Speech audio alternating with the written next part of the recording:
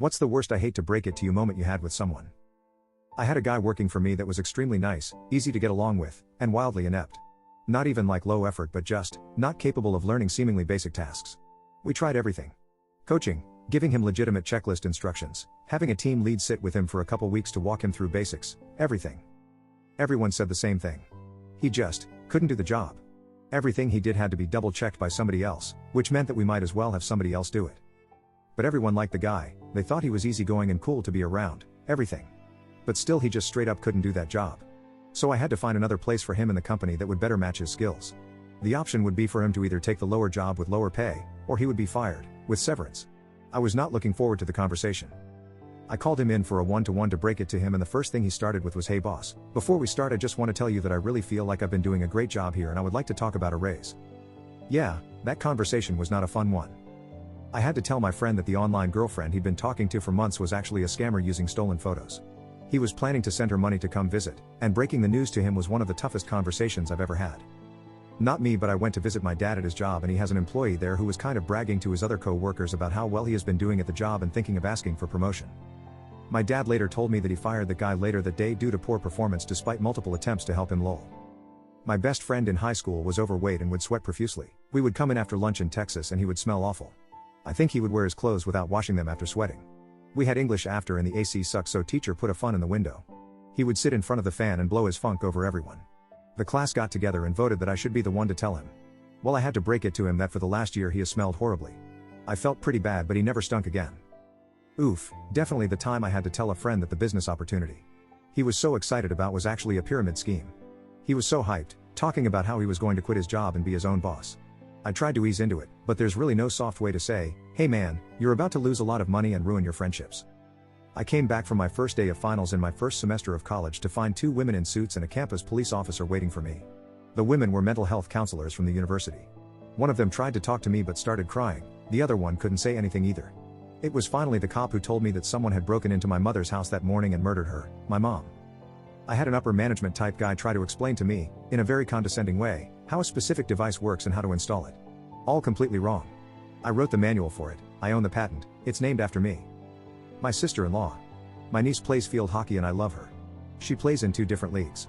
Meaning it's 3 hours of field hockey games every Saturday and Sunday.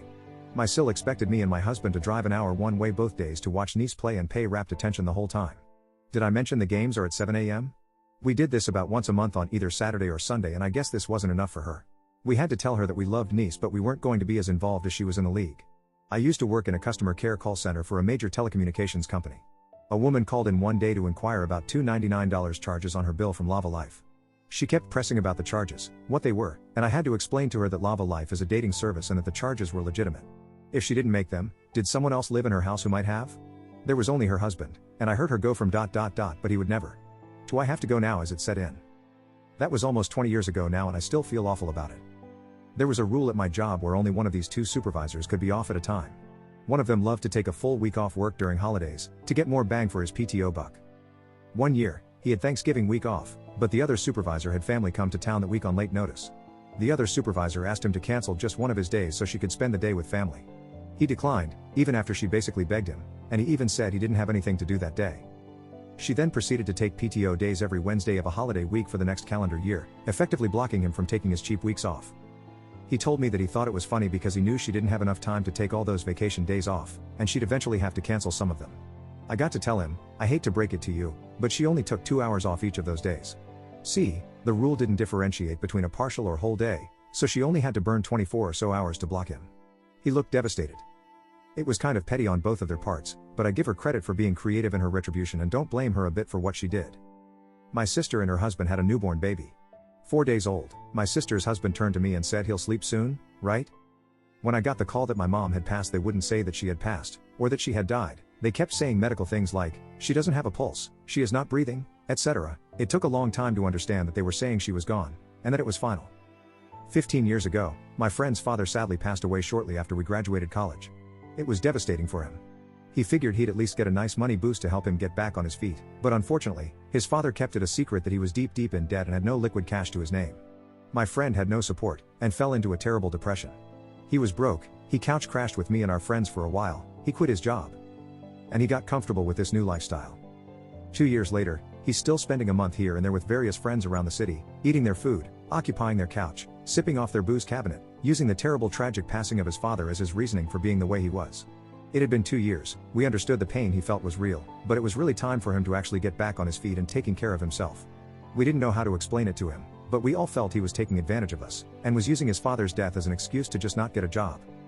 I found him a job. A nice one. One he would be good at, he went to school for, and didn't need prior work experience. I talked to a team lead and an HR rep, and got him a contact line for them, basically assuring an interview and a job offer if he arrived on time and sober. Weeks later, my HR rep and this team lead were confused, thinking I didn't relay the information to him. He never called. I gave him a layup of a job opportunity and he just ignored it outright. I called him out on it, but he told me to calm down and chill out, and that I wasn't being sensitive to his depression, and I wasn't understanding of his needs. So my worst I hate to break it to you moment, wasn't actually with him. It was with all my friends afterward. I had to tell them all to turn him down every time he asked to stay a week at their place. It sucked. The timing and my response to his refusal would give it away. This guy knew I was the horrible jerk who turned all his friends against him and denied him free room and board. Hell, I was probably going to be the sole reason he'd blame for his inevitable descent into homelessness. I accepted the burden, and called them up, explaining I had a job lined up for him and he refused, and we must all stop giving him a free place to stay if he won't take an easy job. Yes, it sucks his dad died. And it sucks he didn't get any kind of inheritance to start his life proper.